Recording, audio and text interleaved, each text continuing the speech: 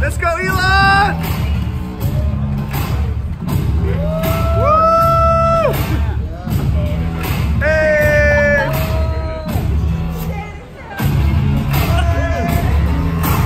Hey!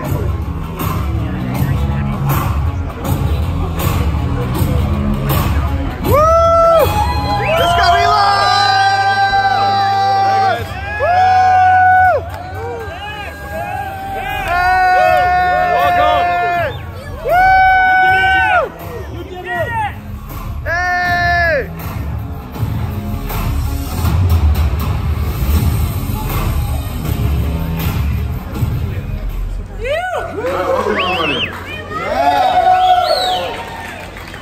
Thanks for coming to this hole in the ground. Woo! So let's see. I think some of you have had a chance to ride through the tunnel, but we're gonna make sure everybody has a chance to ride through the tunnel by the end of the night. I do warn you, it's going to be a slightly bumpy ride. It's a little rough around the edges, but as we smooth it out and get a better paver, it will be smooth as glass. So I think the fastest we've taken the car thus far is around 110 miles an hour through the tunnel, but that's a little scary right now. So probably on your trip you'll maybe go 40, 50 miles an hour. But this system is designed to do over 150 miles an hour through the tunnel. And I mean, wouldn't it be incredible if you could travel around LA, New York, DC, Chicago, Paris, London, anywhere at 150 miles an hour? Yeah! I mean, traffic is soul destroying. It's like acid on the soul. It's horrible. We must go away. Yes. And I've lived in LA for 16 years, and traffic has gone from just like 7th level of hell to like the 8th level of hell. And, you know, it's terrible. So this is I think finally there's something that I think could solve goddamn traffic problem.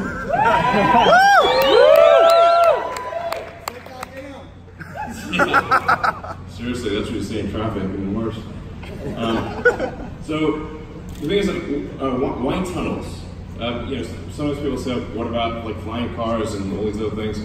And what about mass transit? I want to be clear, we're not opposed to mass transit. Mass transit is fine. Like, let's try every solution possible. But the thing about tunnels is that you can go 3D underground. The inherent problem with the way cities are constructed is that you've got all these tall buildings that are in 3D and then a road network in 2D. And then everyone wants to go in and out of the 3D building at the same time. Necessarily, this will result in traffic. There's no way around it. You have to make transport 3D. You could go with a flying car, but there are some drawbacks to flying cars. They are essentially, it's a helicopter with wheels. And they make a lot of noise, there's a lot of wind force, and the probability of something falling on your head if there are a bunch of flying cars around is much higher than if there are not. So, but I think the great thing about tunnels is that there's no limit to how deep you can go. They're weatherproof. That's the other thing about flying cars. If there's like snow or rain or a hurricane or something, suddenly you can't go anywhere. But tunnels are immune to weather. It does not matter if there's a tornado, it doesn't matter if there's like an ice storm, it doesn't matter what's going on above ground. If you're in a tunnel, you're safe and secure. The other thing is you can't see, hear, or feel the construction.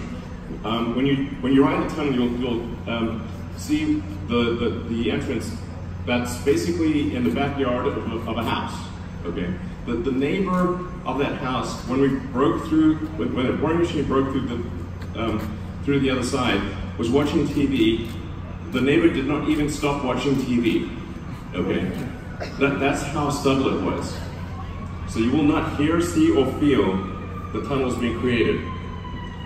And unlike freeways or any kind of surface transit, it will not divide communities. You don't have to like basically railroad through communities. You can weave boring system tunnel network into the fabric of a city without changing the character of the city. The city will still feel the same. You're not going to get in anyone's way. You're not going to obstruct anyone's view. You'll have this revolutionary transport system, and your city will still feel like your city. And layers, of course. Forgot to mention layers, plural.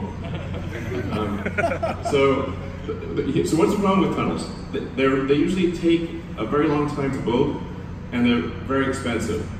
So typically a tunnel will take 3 to 6 months per mile.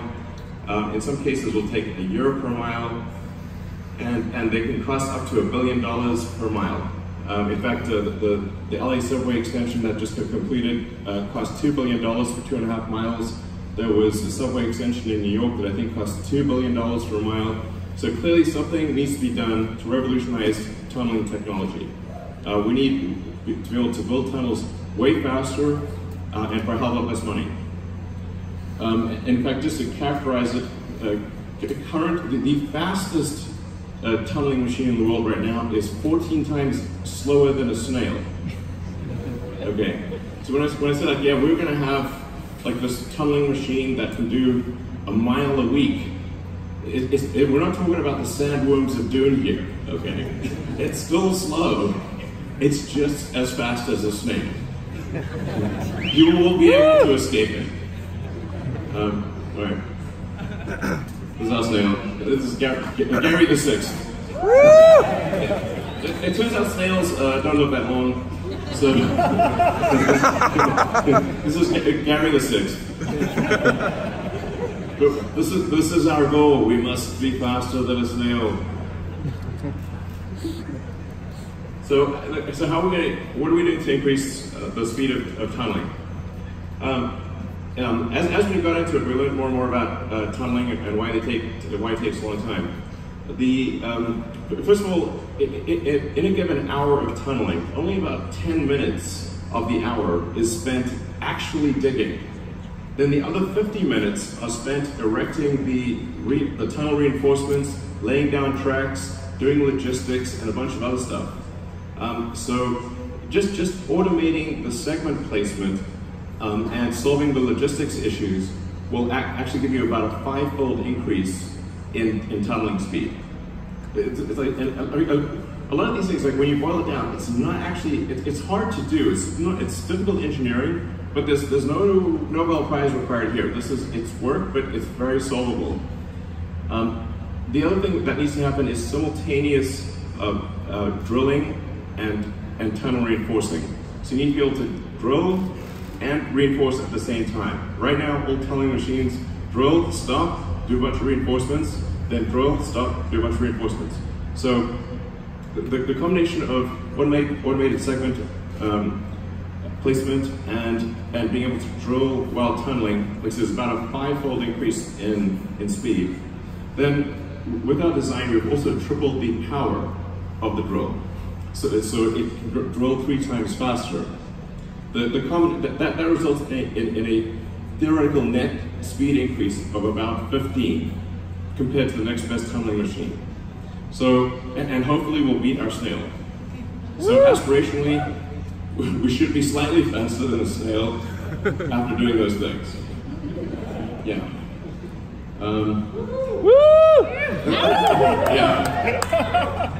And there's some other things. We've modified the cutter design. The dirt removal is continuous. There are 2 lanes instead of 1 lane. But we're very confident of the engineering does close for achieving a 15x improvement, and we're actually building the machine that can do that right now. So, and a few other things that decrease the cost of on-site integration, meaning like building the tunnel reinforcing segments on-site instead of having them be built far away and trucking them in, using the dirt that we dig out of the tunnel to form the concrete for the reinforcing segments. So the steel reinforced concrete segments are 70% just dirt, but amazingly, in other tunneling situations, they actually truck the dirt from the tunnel out and truck new dirt in, which makes no sense. So we just use the dirt from the tunnel, add some cement and some steel, and create this reinforcing segments on site. Like a lot of these things are really quite elementary, but are not done. Then we're having a narrower tunnel diameter, not having a gigantic tunnel, but just having a tunnel that sort of it is just right for vehicles is also important. We developed an electric locomotive, of course. It seems obvious, but other tunneling efforts use diesel locomotives, which is problematic in a tunnel because it absorbs all the oxygen and emits noxious gas. This is an obvious thing to make electric. And then selling bricks. So that's I'll get more into that. So about 15% of tunneling cost is just trucking the dirt out. So we thought, well, what can we do on site that would alleviate that dirt cost? So we actually are just making bricks. So we're going to make bricks out of the dirt from the tunnel, and then sell the bricks. Sell bricks. And we should be able to completely get rid of the dirt removal cost. And actually, depending on how many bricks we sell, the tunnel could actually pay for itself with just bricks. Wow. So, woo! Yeah. So we'll be selling bricks at 10 cents a brick, which is less than at Home Depot, which I'm told is 25 cents a brick. Wow. So get your discount bricks here. Great. And then if anyone shows up and needs bricks for affordable housing, it's free. Wow.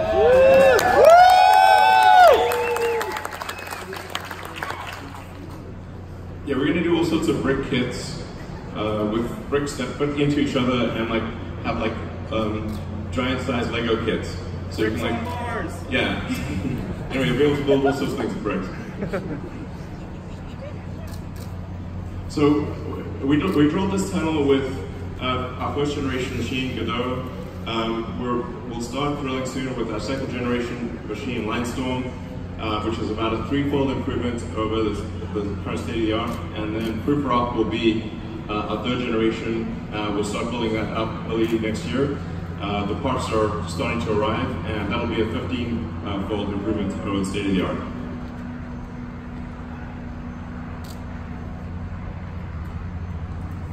So normally the tunnels cost, like I said, up to $1 billion.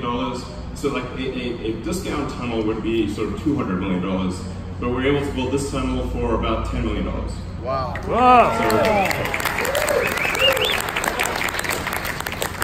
So I think that this is very important proof of concept for the technology.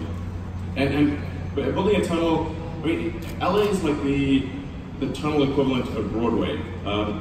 We've got earthquakes, we've got oil and gas and methane in the soil. Like they still drill oil in LA. And you've got sort of sandy, rocky soil. There's about 1 million regulatory agencies that you have to satisfy. I mean, essentially, if you can tunnel here, you can tunnel anywhere.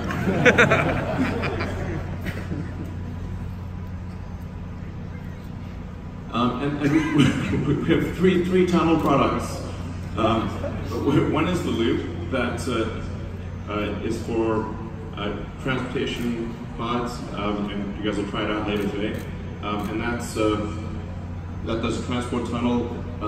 We're also seeing a lot of interest in just utility tunnels, where a municipality can get a big tunnel and then put water mains and electricity lines inside the tunnel, and then they can actually service, like if they have a water main break, instead of it flooding the main street in the city, they can actually go into the boring company tunnel and fix the water main. Wow. So it actually saves cities a lot of grief. And then just transport of like water and sewage and stuff. And we're just digging holes in the ground. So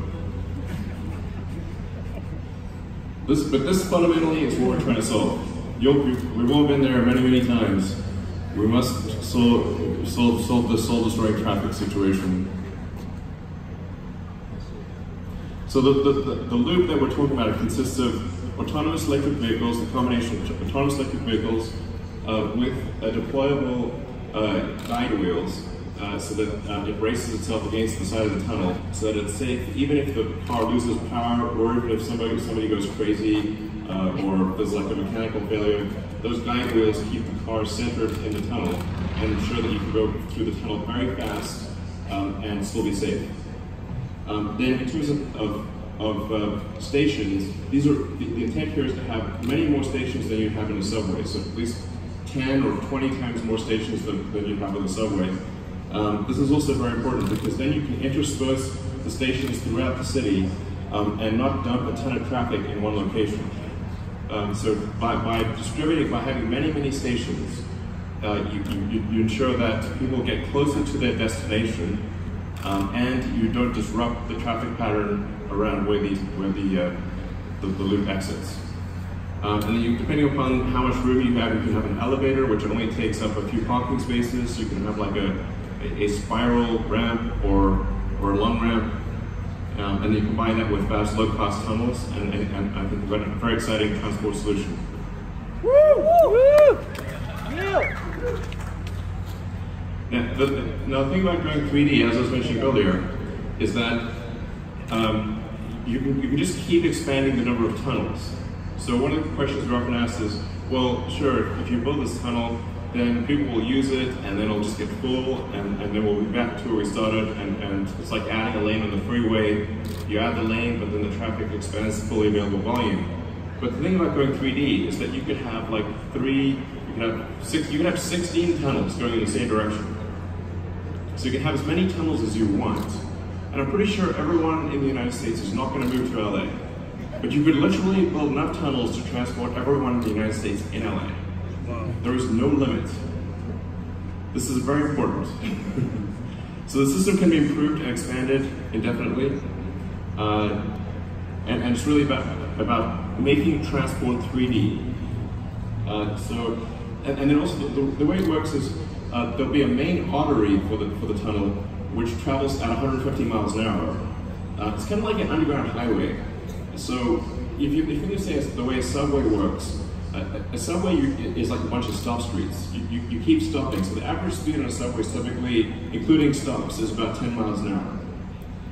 But the way the loop would work is that you'd have main arteries that are traveling at 150 miles an hour, and only when you want to go to an exit would you have an off-ramp.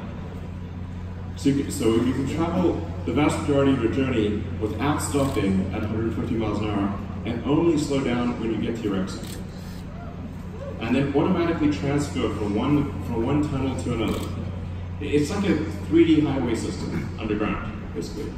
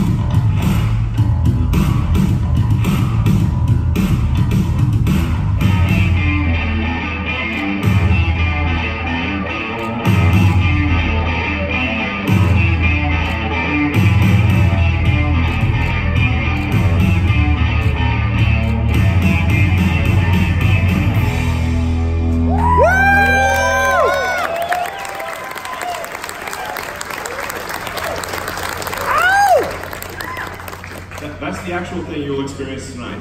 Yeah! Yeah, so, and for the elevators, the way we're doing the elevators is we construct them off-site. So the elevators are prefabricated, self-contained steel structures. And so in order to insert the elevator, what you do is dig a hole in the ground real fast, then bring the prefabricated elevator in sections, drop it down, connect the sections, and you're done. There's not like some extended construction project. I think that's also important, so you don't have these like construction projects that disrupt the city all over the place. And I do want to say, like, we're in no way saying there shouldn't be other means of public transport, because we get like a lot of the public transport advocates like saying, well, you must hate other public transport. No, it's like, I say, like, let all transport, let us do everything we can along every direction to alleviate traffic, allow people to get home, get to work and not spend hours on the road, whatever it takes. And this, I should say also, we will have continuously operating cars in the loop for those that do not have a car. So this will actually give priority to pedestrians and cyclists with cars that are continuously circulating in the loop. So even if you don't have a car, you can still use the system. This is a really good setup.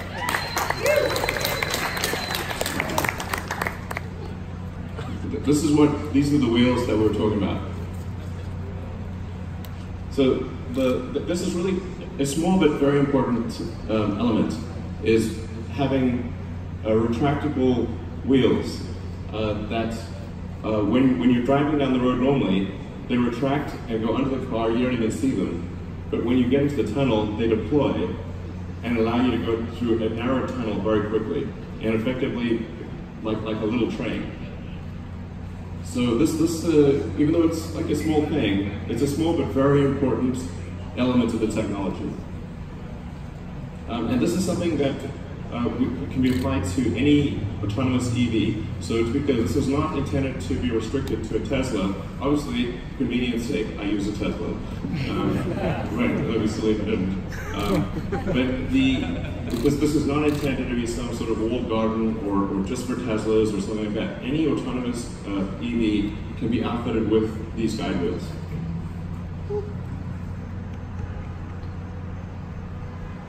Yeah, and why autonomous? Well, it means you can go very, very fast and brake very quickly. Like we expect that you can probably do 1 vehicle per second through the tunnel. Typically on a freeway you can do, without autonomous vehicles, you can do a car every 2 seconds. But with autonomy, we think you can do a car at least every second.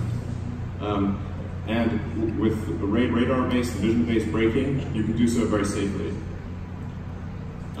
It's backwards compatible with the road system, which is important.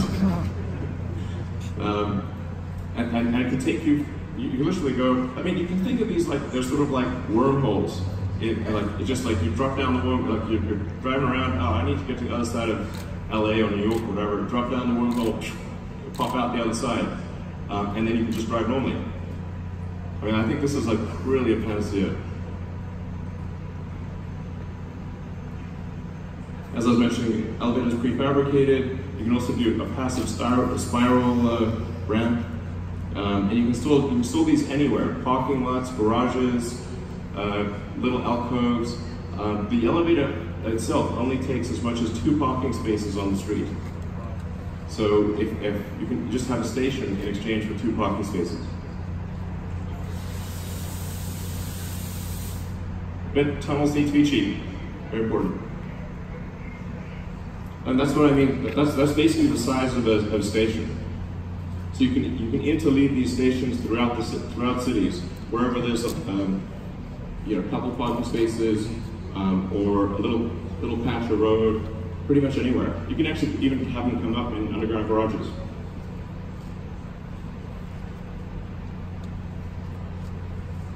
And then one day it will connect to the Hyperloop. But that's for another time.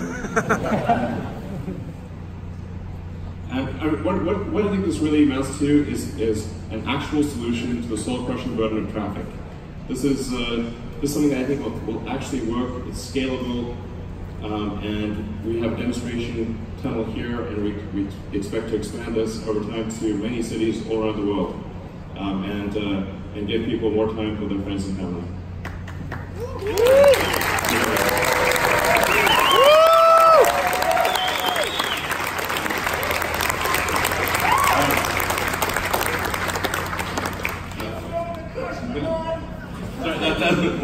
That concludes our presentation.